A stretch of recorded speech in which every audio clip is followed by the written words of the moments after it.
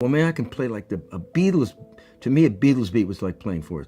Bum, bum, bum, bum, bum, bum. High up in the hills of Laurel Canyon, among the eucalyptus trees and winding mountain roads, lived one of music's most principled artists. Jackson Browne was known for his beautiful piano ballads and thoughtful lyrics about American life. Songs like Running on Empty and The Pretender made him famous. But behind his peaceful image was a man who felt strongly about what music should be. Browne believed music had a responsibility to make people think and feel deeply.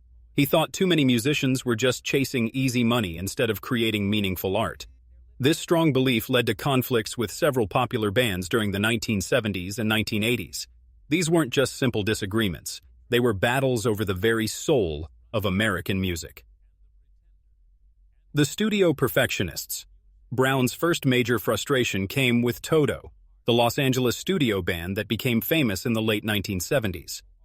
These musicians were incredibly talented and could play any style perfectly. Their albums sounded flawless, with every note in exactly the right place. But this perfection was exactly what bothered Browne. In 1978, when Toto's first album was dominating radio stations, Browne was heard complaining to other musicians at gatherings on the Sunset Strip. He felt that band members like David Paich and Jeff Porcaro treated music like a science experiment rather than human expression. According to people who were there, Browne said they had sucked all the humanity out of songwriting and replaced it with technical perfection that means absolutely nothing to real people. What really frustrated Browne wasn't that Toto couldn't play music well. It was that their perfect sound felt cold and emotionless to him. While Browne tried to capture real human experiences in his songs, using simple acoustic guitars and honest lyrics, Toto was making what he called elevator music for yuppies.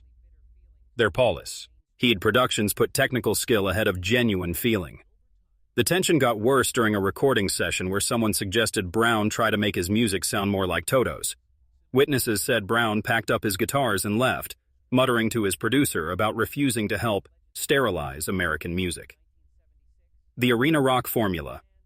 REO Speedwagon from Illinois became another target of Browne's criticism in the early 1980s. This band had mastered the art of arena rock, creating power ballads that filled stadiums and got crowds singing along. Their 1980 album High Infidelity was hugely successful, with songs about relationships that connected with millions of fans. But Browne saw their success as proof of everything wrong with modern music. He felt that Kevin Cronin and Gary Richrath had turned genuine human emotions into marketing formulas. At a beach cleanup event in Malibu, Browne reportedly told environmental activist friends that REO Speedwagon reduced genuine human emotion to marketing formulas, designed to sell more t-shirts and concert tickets. This criticism spread quickly through California's music community. Browne had built his career exploring complex romantic relationships through detailed storytelling in his songs. He saw REO Speedwagon's approach as emotional fast food, simple relationship stories that exploited people's feelings for profit rather than helping them understand themselves better. Browne believed love songs should help people learn about themselves, not just give them something to sing while drunk at parties. When REO Speedwagon turned heartbreak into stadium chants, Browne felt they were cheapening the most important experiences people have. At a Chicago music festival, he reportedly refused to meet the band members, telling organizers he wouldn't meet people who commodify human emotions. The romantic fantasy sellers Air Sup. Lie, the Australian duo known for their soft rock love ballads, pushed Browne to his breaking point in the early 1980s. Russell Hitchcock and Graham Russell had perfected a sound that dominated adult contemporary radio with songs like All Out of Love and Every Woman in the World. Their harmonies were beautiful and their lyrics spoke of perfect, eternal love. But Browne saw their approach as dangerously misleading. At a coffee shop in Santa Monica, he reportedly told fellow songwriters that Air Supply treated love like some fairy tale fantasy instead of the complex, painful reality most people actually experience. He accused them of selling romantic delusions to people who need honest songs about real relationships.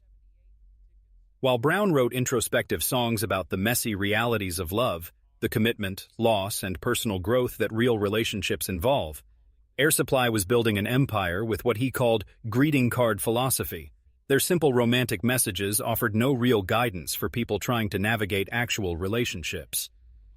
The conflict reached its peak at a record label showcase where Browne walked out during Air Supply's performance. He told his manager he refused to watch people peddle romantic mythology to vulnerable audiences. The supergroup ego trip. Asia represented everything Browne hated about the early 1980s music scene. This supergroup brought together famous musicians from bands like Yes King Crimson and Emerson Lake and Palmer. The idea was that combining these big names would automatically create great music. When Asia conquered MTV and the album charts in 1982, Browne was disgusted. At an environmental fundraising dinner, he criticized the band to coalition members, saying Jeff Downes and John Wetton think throwing famous names together automatically creates meaningful music. He accused them of confusing celebrity with creativity and turning rock into some kind of musical fantasy football league for aging progressive rock stat. As Browne believed in continuous personal growth through solo songwriting and social activism. Asia's approach of combining established stars seemed like creative bankruptcy to him. He called their music committee rock, collaborative efforts that represented the death of individual artistic development. At a Los Angeles music industry party, Browne refused to meet Asia members, telling organizers he wouldn't validate what he saw as the destruction of authentic artistic development. The most painful betrayal.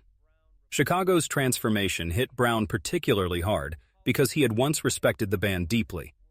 In their early days, Chicago had been pioneers of jazz rock, combining horn sections with complex musical arrangements.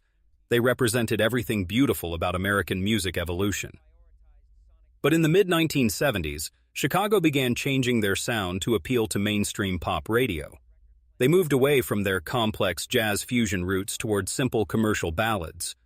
For Browne, this wasn't just a musical change, it was a betrayal of artistic principles.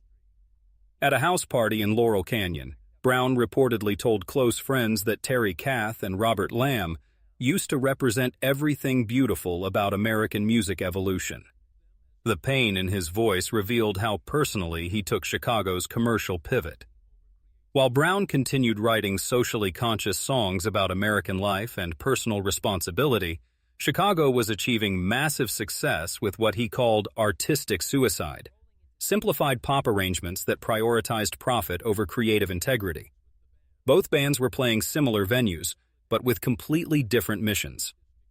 Industry insiders said Browne felt Chicago had abandoned their shared responsibility to elevate American popular music. The ultimate betrayal. But nothing compared to Browne's feelings about the Eagles. This was the deepest cut of all because the Eagles had come from his own neighborhood and record label. They were part of the same Laurel Canyon songwriter community that had started with shared values about artistic integrity.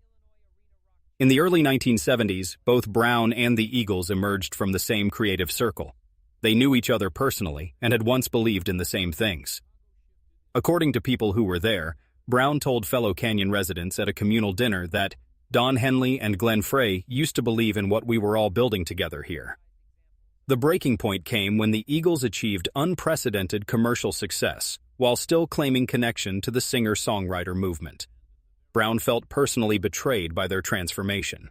Sources say he told confidants that the Eagles built their empire on the community trust and collaborative spirit we all shared, then abandoned those values the moment they got successful enough to not need the rest of us anymore.